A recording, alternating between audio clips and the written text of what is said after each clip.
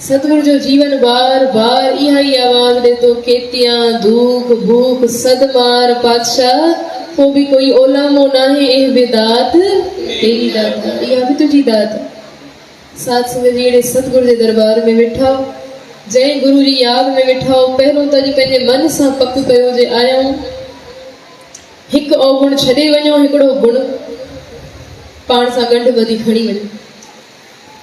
ताकि आया सफला थे। न त इएं त गुरुद्वारे ईंदे कीर्तन ॿुधदे चङनि पासनि वेंदे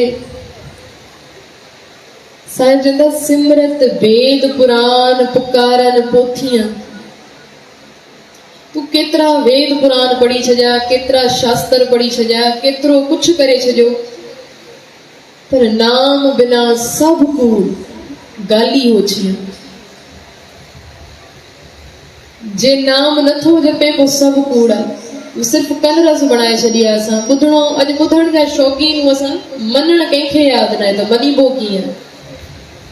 हाँ अॼु हे रागी अचे थो कीर्तन ॿुधण वञिणो आहे पोइ सभु कठा थी वेही रहंदासीं जेका ते मञण जी वारी अची वेंदी न पोइ ते कमु ॾुखियो थी वेंदो असां लाइ। माफ़ कजो साथ समय जी ॻाल्हियूं